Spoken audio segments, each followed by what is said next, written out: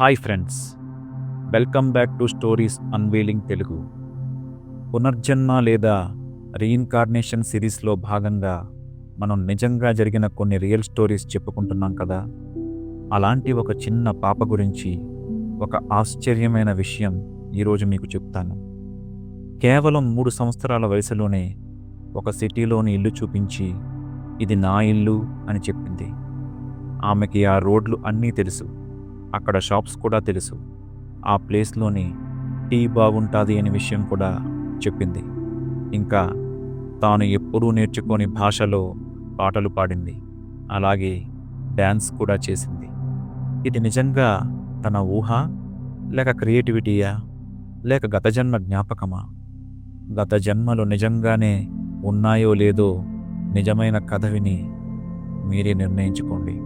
1948లో మధ్యప్రదేశ్లో ఒక ఊరిలో ఒక సాధారణమైన రోజు, ఒక సాధారణమైన కుటుంబంలో స్వర్ణలత మిశ్రా అనే ఒక చిన్నారి పుట్టింది. అప్పుడు ఎవరికీ తెలియదు, ఆమె ఒకే ఒక్క జీవితాన్ని కాదు, 2 జీవితాల జ్ఞాపకాలను తనతో మోసుకు వచ్చిందని. సాధారణంగా పిల్లలు తమ ఊహల్లో ప్రపంచాన్ని సృష్టించుకుంటారు అనుకుంటాం మనం, కానీ స్వర్ణలత ఊహలు వింతగా ఉండేవి. 3 సంవత్సరాల వయసులోనే ఆమె తన తల్లిదండ్రులకు ఆశ్చర్యం కలిగించింది. మా ఇంట్లో 3 గదులున్నాయి అని ఆమె బొమ్మలతో చెప్పేది. మా ఇంటి గోడలు తెల్లగా ఉంటాయి, మా అమ్మ పేరు మధు, మా ఇంటి చుట్టూ ఒక చిన్న చెరువు ఉంది అని చెప్పేది. ఆమె చెప్పే వివరాలు చాలా ఖచ్చితంగా ఉండటం ఆమె తల్లిదండ్రులను గందరగోళానికి గురి చేసింది. ఇది కేవలం పిల్లల ఊహ కాదని వారికి అనుమానం కలిగింది. అయితే ఈ వివరాలన్నీ ఎక్కడి నుంచి వస్తున్నాయో వారికి అర్థం కాలేదు. ఆ రోజు ఒక సాధారణ ప్రయాణం. బస్సు వారి ఊరు నుంచి కట్నీ అనే పట్టణం శివారులోకి అడుగు పెట్టగానే స్వర్ణలత యొక్క ముఖం ఒక్కసారిగా మారిపోయింది. ఆమె గట్టిగా అరుస్తూ, నా ఇల్లు, ఇది నా ఇల్లు, బస్సు ఆపండి అని డ్రైవర్ను వేడుకుంది. ఆమె తండ్రి కంగారుగా బస్సును ఆపించారు. స్వర్ణలత బస్సు దిగి దారిలో ఎటువంటి సందేహం లేకుండా ఒక నిర్దిష్టమైన ఇంటి వైపు పరుగు తీసింది. ఆమె చేతివేలు చూపించిన దశలో ఆమె చెప్పిన లక్షణాలు ఉన్న ఇల్లు కనిపిస్తుంది. తెల్లటి గోడలు, నిర్మాణ శైలి అన్నీ. ఆమె తండ్రి ఆశ్చర్యపోయాడు. ఈ ప్లేస్కి వారికి ఏ సంబంధం లేదు, కానీ స్వర్ణలత పట్టుబట్టింది తాను ఇక్కడే ఉండేదాన్నని. అలాగే వారు టీ తాగడానికి ఒక టీ షాప్ దగ్గరికి వెళ్ళారు. టీ షాప్ దగ్గర తను విచిత్రంగా, ఇక్కడ టీ బాగోలేదు, మా ఇంటి దగ్గర చాలా రుచిగా దొరుకుతుంది అని చెప్పింది. దీనితో వాళ్ళ తండ్రి ఆలోచనలో పడిపోయాడు. ఆమె తండ్రి అప్పటికప్పుడు వారి దగ్గరలో ఒక ప్రముఖ యూనివర్సిటీలోని ఒక ప్రముఖ పరిశోధకులను సంప్రదించారు. ఆయనకు పునర్జన్మలపై ఆసక్తి ఉంది. ఆయన కట్నీలో స్వర్ణలత చెప్పిన ఇంటిని, కుటుంబ వివరాలను వెతికారు. అప్పుడు వారికి బియా అనే ఒక మహిళ పేరు తెలిసింది. బియా 1939లో అకస్మాత్తుగా మరణించింది. ఆమె జీవించిన ఇల్లు, ఆమె కుటుంబ వివరాలు స్వర్ణలత చెప్పిన వివరాలతో అక్షరాలా సరిపోయాయి. ఇది కేవలం యాదృచ్ఛికం కాదని స్పష్టమైంది. దీనితో స్వర్ణలతను బియా వాళ్ళ ఇంటికి తీసుకెళ్లాలనుకున్నారు. బియా బంధువులు స్వర్ణలతను కలిసినప్పుడు వారు ఇది నిజమా కాదా అని టెస్ట్ చేద్దామనుకున్నారు. బియా యొక్క పాత ఇంట్లోకి స్వర్ణలతను తీసుకెళ్ళినప్పుడు ఆమె ఇంట్లోని చిన్న గదులు, వాటిలో ఉన్న పాత వస్తువుల స్థానాలను కూడా గుర్తించింది. ఒకప్పుడు తమ నగదు పెట్టెలో ఎవరికీ తెలియకుండా రహస్యంగా 1200 రూపాయలు దాచుకున్నారని స్వర్ణలత చెప్పినప్పుడు అందరూ షాక్ అయ్యారు. ఈ విషయం కుటుంబ సభ్యులలో ఒకరిద్దరికి మాత్రమే తెలుసు. అక్కడ ఇంట్లో వాళ్ళు తనని టెస్ట్ చేయడానికి బియా బ్రదర్ని కనిపించకుండా దాచిపెట్టి ఉంచారు. కానీ స్వర్ణలత ఒక్కసారిగా అతనిని చిన్నప్పటి ముద్దు పేరుతోనే పిలిచింది, బాబు అని. అంతేకాదు, బియా తన భర్తను చూసినప్పుడు స్వర్ణలత సిగ్గుతో తల వంచింది. భార్య తన భర్త ముందు ఎలా ప్రవర్తిస్తుందో అచ్చం అలాగే ప్రవర్తించింది.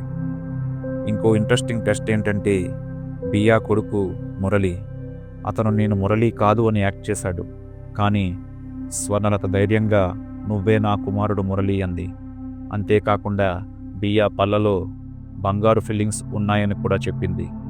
అది ఆయన సొంత బ్రదర్స్ కూడా మర్చిపోయిన విషయం ఆమె చెప్పగానే గుర్తొచ్చింది. ఈ వివరాలన్నీ ఒకరి ఊహ నుండి వచ్చినవి కాదని, అవి నిగూఢంగా ఉన్న జ్ఞాపకాలని పరిశోధకులు నిర్ధారించారు. అంతేకాదు, ఈ కథకు ఇప్పుడు ఇక్కడ ఒక వింత విషయం ఉంది. 5 ఏళ్ల వయసులో ఒక్కసారిగా పాటలు పాడటం, డ్యాన్సులు వేయడం మొదలుపెట్టింది. కానీ వారి మాతృభాషలో కాదు, వారికే తెలియని బెంగాలీ భాషలో. ఆమె కుటుంబంలో ఎవరూ ఆ భాష నేర్చుకోలేదు. తరువాత తెలిసింది అవి కవి రవీంద్రనాథ్ ఠాగూర్ రాసిన పాటలని. స్వర్ణలత తన పూర్వజన్మగా బియా పథక్ అని చెప్పడమే కాకుండా, అంతకు ముందు జన్మలో తన పేరు కమలేష్, ప్రస్తుత బంగ్లాదేశ్లో సిల్హెట్లో నివసించానని, 9 ఏళ్ల వయసులో మరణించానని తెలిపింది. స్వర్ణలత తాను మధ్యలో ఇంకో జన్మ గడిపానని చెప్పింది. ఆమె పాడిన బెంగాలీ పాటలు ఈ కమలేష్ జన్మ జ్ఞాపకాలను వివరించింది. అలాగే అస్సామీ, బెంగాలీ లేదా శ్రీలంక భాషలలో స్వర్ణలతకు ఎటువంటి పరిచయం లేదు. కానీ ఆశ్చర్యకరంగా ఆమె ఈ భాషలలోని పాటలు పాడటం, నృత్యం చేయడం కూడా మొదలుపెట్టింది. వీటిలో కొన్ని బియా పాడిన పాటలుగా కూడా గుర్తించబడ్డాయి.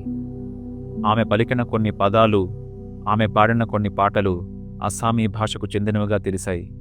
ఒక భాషకు ఎటువంటి పరిచయం లేకుండానే దానిలోని పదాలు, పాటలు గుర్తుకు రావడం అనేది క్సెనాలజీ అనే ఒక అసాధారణమైన విషయంగా శాస్త్రవేత్తలు గుర్తించారు. ఇది స్వర్ణలత కథలోని అత్యంత ఆశ్చర్యకరమైన అంశాలలో ఒకటిగా మిగిలిపోయింది. ఈ కేసు ఒక సాధారణ కుటుంబ కథలా పరిశోధకులు వదిలేయలేదు. హెచ్ఎన్ బెనర్జీ మరియు తర్వాత డాక్టర్ ఇయాన్ స్టీవెన్సన్ ఈ కేసును పూర్తిగా పరిశీలించారు. స్వర్ణలత చెప్పిన విషయాలు నిజాలతో సరిపోవడం చూసి ఆశ్చర్యపోయారు. స్టీవెన్సన్ తన ప్రసిద్ధ పుస్తకం 20 కేసెస్ సజెస్టివ్ ఆఫ్ రీఇన్కార్నేషన్లో దీనిని నమోదు చేశారు. చాలా పిల్లల మాదిరిగా కాకుండా స్వర్ణలత తన గత జన్మ జ్ఞాపకాలను మర్చిపోలేదు. ఆమె పెద్దయ్యాక కూడా బియా కుటుంబాన్ని కలుస్తూ రాఖీ పండుగను వారితో జరుపుకుంటూ ఉండేది. స్వర్ణలత వయస్సు పెరిగే కొద్దీ ఆమె జ్ఞాపకాలు నెమ్మదిగా మసకబారాయి. ఆమె 25వ ఏట వచ్చేసరికి జ్ఞాపకాలు చాలా వరకు తగ్గిపోయాయి. కానీ బియా కుటుంబంతో ఆమె ఏర్పరచుకున్న బంధం అలాగే నిలిచిపోయింది. 1973లో పెళ్ళయిన తర్వాత కూడా 2 కుటుంబాలతో సమానమైన మమకారం కొనసాగించింది. ఆమె మాటల్లో, ప్రస్తుతం ఉన్న కుటుంబం దగ్గర ఉన్నప్పుడు వాళ్ళని అనిపిస్తారు, కానీ గత జన్మ కుటుంబం దగ్గరికి వెళ్ళినప్పుడు వారేనా నిజమైన కుటుంబం అనిపిస్తారు అని చెప్పింది. ఇంకొక ఆశ్చర్యపరిచే విషయం ఏంటంటే, స్వర్ణలత తండ్రి మిశ్రా గారు వారి ఇంట్లో 6 మందికి గత జన్మ జ్ఞాపకాలు గుర్తున్నాయని అతనితో సహా అని చెప్పారు. స్వర్ణలత చెల్లి స్నేహలత కూడా తన గత జన్మ గురించి చెప్పిందని, వారి మిగిలిన పిల్లలు కూడా మిశ్రా దంపతులతో ఏదో సంబంధం కలిగి ఉన్నవారే అని ఆయన చెప్పాడు.